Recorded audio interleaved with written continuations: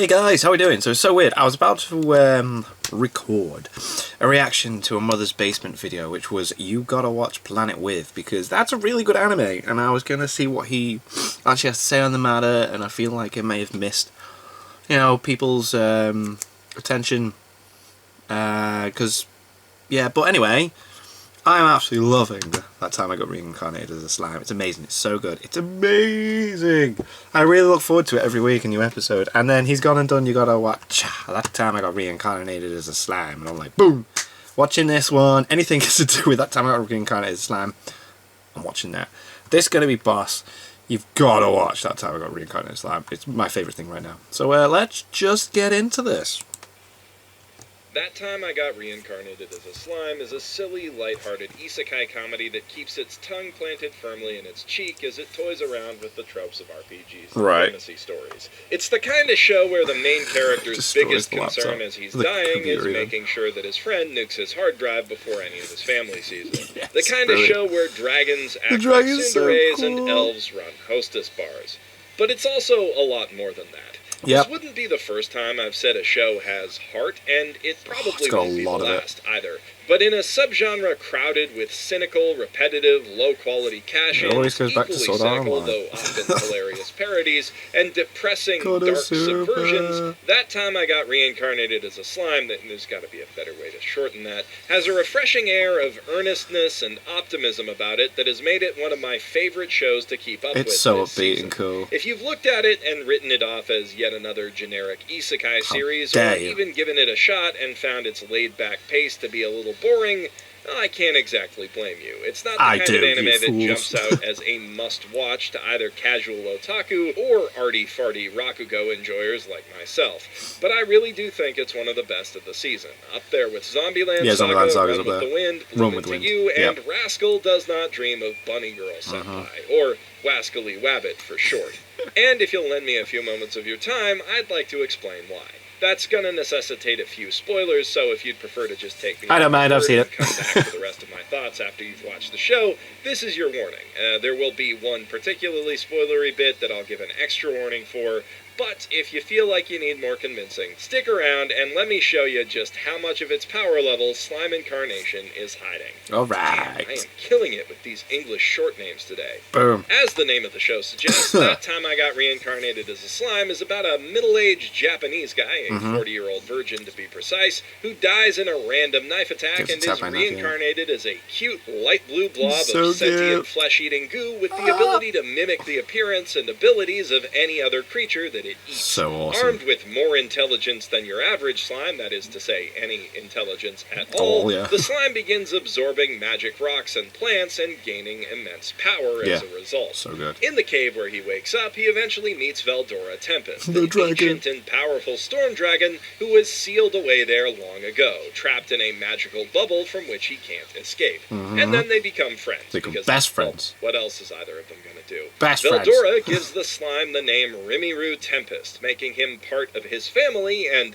though Rimuru doesn't immediately realize it, granting him immense magical power as a named monster. Naming a power a monster that he later passes on to a village of goblins, becoming their protector, the same way that Veldora is his. I love it. And also a pack of very good dogs. The dogs With no immediate way to release Veldora, Rimuru opts to absorb him instead, barrier and all, vowing to one day find a way to break his friend's seal before setting out to explore the rest of the world. Although, by making the dragon disappear, Rimuru has unwittingly tipped the balance of power in this world and created a vacuum that many other monsters and humans will soon try to fill. But, he can deal with all that when he gets to it. Rimuru isn't your typical isekai protagonist by any stretch of the imagination. I mean, by the time he gets out of the cave, he's absurdly OP, but other than that, he defies convention. He's kinda lazy and extremely laid back. He's not reluctant to help others, but he doesn't really jump at every opportunity like your generic shonen brickhead either. When someone comes to him in need, he weighs the costs and benefits and usually decides to help because, it's not hurting him. Why not? Which is how he ends up defending a village of adorably goofy little goblins from a pack of vicious direwolves, and then becomes the leader of that pack after he decides to spare them. Oh, and did I mention they're good boys? Because they're good boys. So good. Rimuru is neither a moral paragon, a tortured anti-hero, or, despite his wizard status before dying, a pathetic hikikomori who needs to learn a hard lesson about the real world. He's just a normal, decently nice dude who helps people when he can and gradually ends up taking on more responsibilities as a result. I love it how it's building up. He's a pacifist and he clearly likes to make people happy, and from what I understand, his eventual goal is world peace, but he comes by his ambitions slowly and naturally. And as he does, the show moves along at a really pleasant, relaxing pace. I love it. The first episode mostly boils down to Rimuru hopping around in a cave, getting used to his body, and while it's not the most action-packed 20 minutes of anime you'll ever see in your life, there's something really fun and charming about it. It was fun, It kind of reminds me of Iyashikei or healing anime. Because he was blind at first, well, he can't see anything, he's just going off his senses, and then the dragon gives him sight. Once Rimuru makes his way out of the cave, there's a few strong action scenes to enjoy, and the main draw of the show is definitely its sense of humor.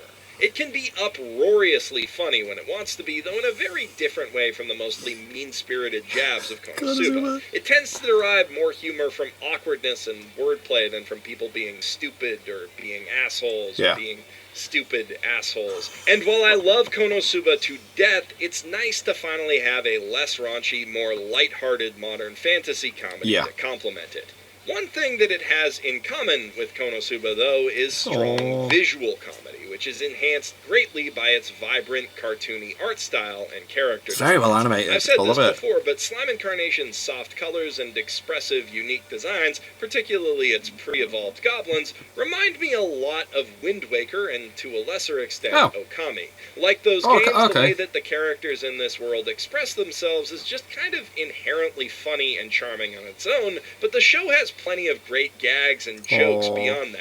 My favorite so far has to be when the bored, imprisoned Rimuru plays around with his sleeping cellmate Gabuta, the only goblin who stayed goofy-looking after evolving into a hobgoblin, in increasingly elaborate ways, and then eventually leaves him literally hanging while he and his new dwarf friends are exiled. So maybe the show's humor isn't completely without bite. Because the show's character designs are relatively simple, they animate very cleanly in both action and slapstick scenes, and that gives the series a great deal of I can't wait to meet all these other characters. There's so many characters I've met from the opening. In particular is clearly a lot of fun for the animators to play around with, as he can morph into any number of shapes as needed to sell jokes, and despite not having actual eyes or a mouth, he's remarkably expressive. Yes, he is. Slimes are a very well-worn monster archetype in anime and Japanese games, and any slime character is inevitably going to be compared to the elegant and iconic Akira Toriyama creation that serves as Dragon Quest's mascot. Right. So it really says something that Rimuru manages to capture that same understated appeal that you expect from a slime character, while still being almost wholly distinct from his gooey brethren. Simple as he is, it's an incredible feat of character design, all things considered. Yeah, they've done a very good job with it. Honestly, I'm impressed with the designs and production quality of this series. It's very high, isn't it? Like, it's a really good-looking show. These are the things that drew me into Slime Incarnation, and I've really been enjoying it since it first started airing, but there was one moment in episode 6 that made me realize I was watching something really special.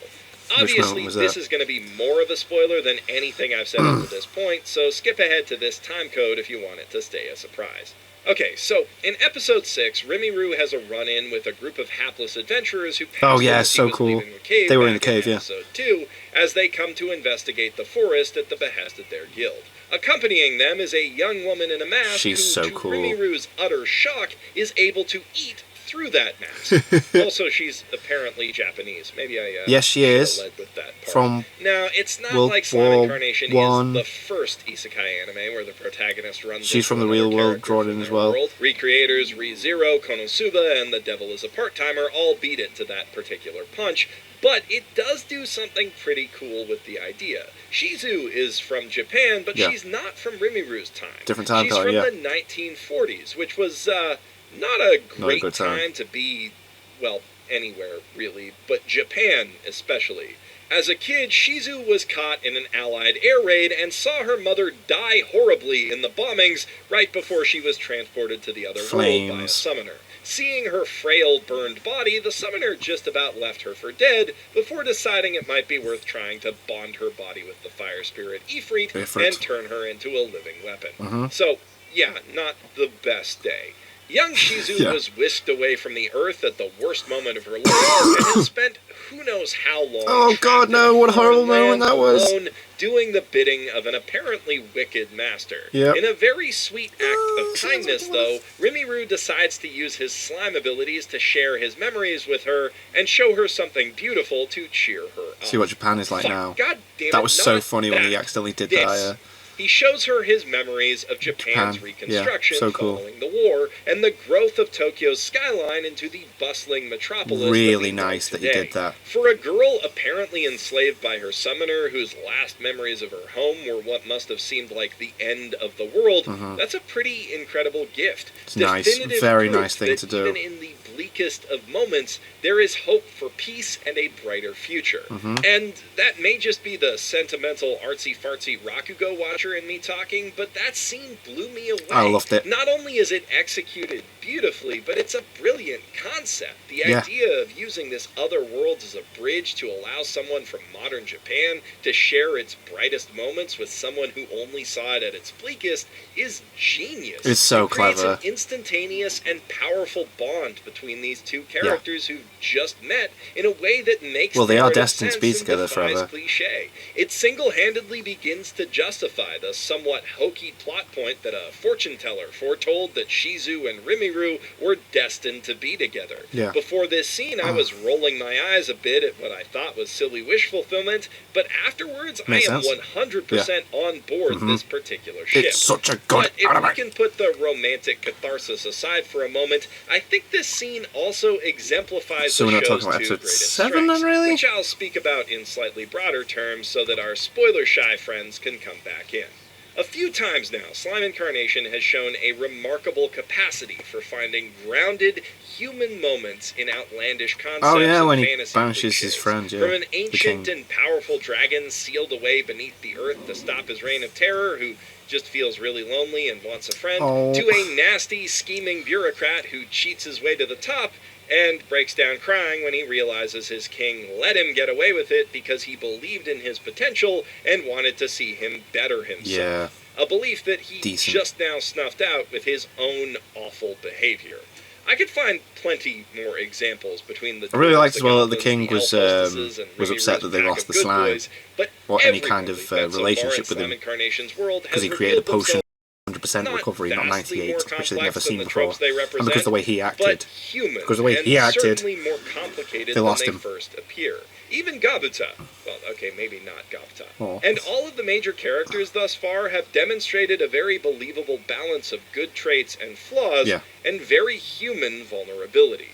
This is all played for mostly comedic effect, but it also feeds into what seems like the underlying point of the series, showing how, at their hearts, people from all walks of life are just people. And that means that with a bit of kindness, maybe they can overcome their differences and come together to make a better world.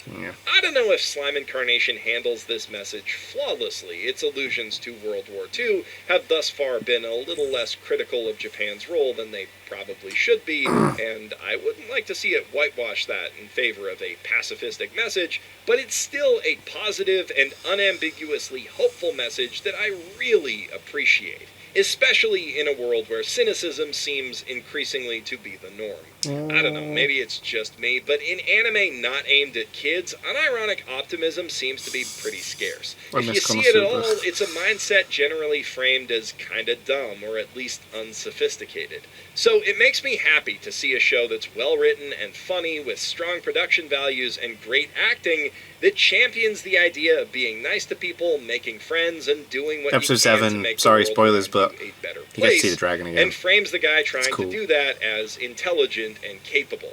I really like Slime Incarnation's laid-back sense of humor. I like its characters, its action scenes, and its world. He hasn't even got that form yet that you see in the OP, where he's got the blue hair and that. You don't even, that's not even in it yet. If you give it a shot and you can roll with its slow pacing, I think it'll make you fall in love with it too.